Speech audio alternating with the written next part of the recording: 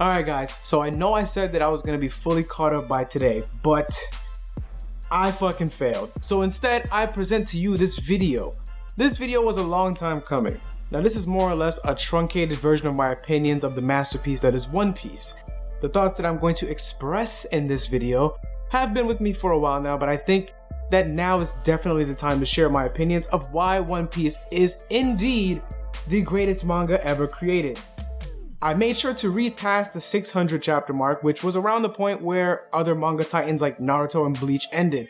Now a few chapters past the 800 mark, and I am 100% sure One Piece is a once in a lifetime kind of series, and I'm not sure if anyone else can deliver the same quality over the span of 20 years like Oda. Oda, in my opinion, is the Jay-Z of the manga world. So let's dive into my points to back my claim.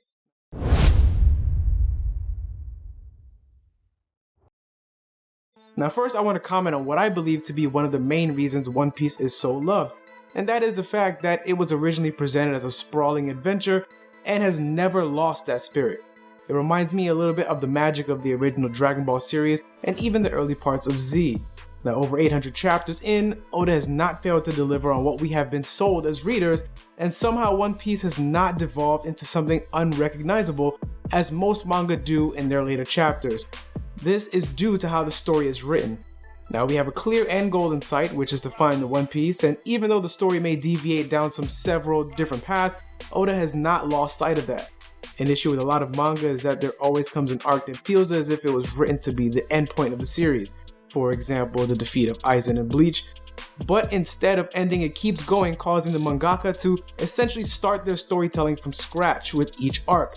Now the genius of Oda's writing is that there are so many chess pieces in play that the final showdown could be Blackbeard, the world government, or Shanks, but all of that is kept at a distance to continually generate interest. Not to mention, we still have a ton of unanswered questions about the poneglyphs, the void history, and the will of D that has us fans constantly salivating and begging for more lore. Now there have been so many arcs from Water 7 to Dressrosa, and none feel like the endgame. We instead get a trickle of lore to keep us invested in the journey and excited to read what's next, since Oda's imagination is vast and there's no telling what the world he has delivered is going to cook up next. Now this brings me to the world building of One Piece. First, I want to bring up a concept that I believe Oda follows. Now I'm a graphic designer by trade, and when I was doing my studies, there's a concept we talk about which is form follows function. It's more of an architecture thing, meaning the form of your structure should be based around its intended function. Now, every single island visited in One Piece follows this theory. For one, the environmental design is absolutely beautiful and imaginative in every aspect, and the landscape and environment always plays a huge role in how the Straw Hats progress in each arc and how they will navigate and the types of people they will encounter. Whether it be navigating the clouds and mysterious forest of Skypia, or Luffy busting his way through the levels of Impel Down, you can always bet there will be a unique challenge posed for the Straw Hats. Not only the environments, but the different types of beings that exist in the world of One Piece make it a place of wonders and follow the same ideology. Now from a character design standpoint, at first it was a little bit off-putting, but now I absolutely love the wacky designs of a lot of those characters. You truly cannot anticipate the depths of Oda's imagination.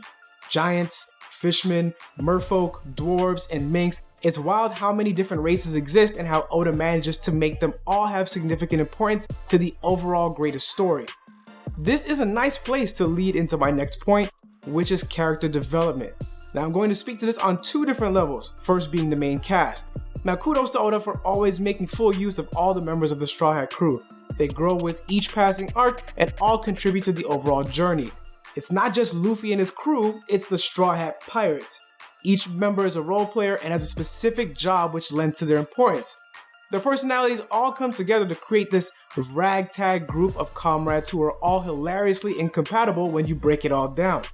Oda also makes sure to have an adversary for each crew member in every arc to allow them to develop at a consistent pace.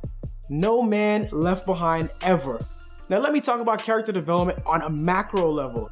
I'm not sure what kind of brain Oda has, but the amount of characters being juggled is highly impressive.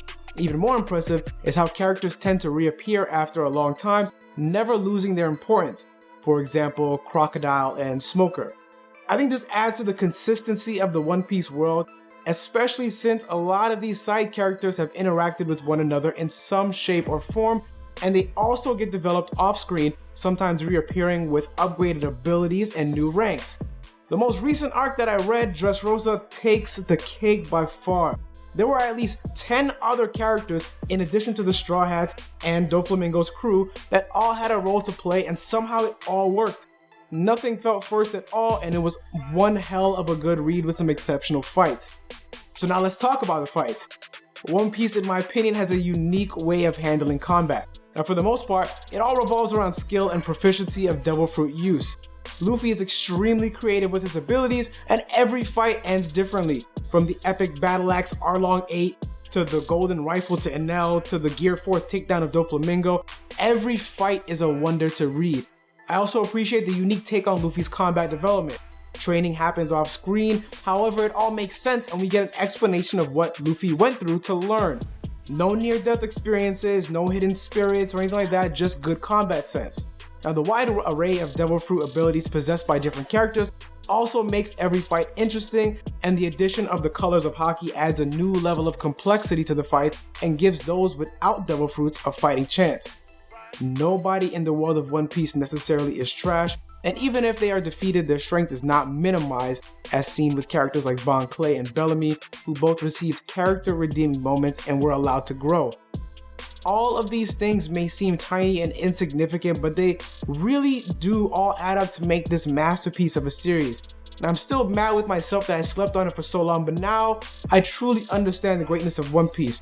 The greatness that has the community in a frenzy week to week, and has old women in Japan discussing the series on trains, and yes, I have witnessed this. Now, I just want to clarify that this video is in no way, shape, or form meant to tear down any other manga. It's just to give credit where it's due and point out where One Piece picks up the slack for others. Now, if you are watching this and you have never read, I definitely highly recommend it, and for those that have been following me on this journey, I really do appreciate y'all more than you know for constantly keeping me hyped and supporting me while I've been reading. And also, thank you to the mods for defending me from spoilers on my streams, because y'all are the real MVPs.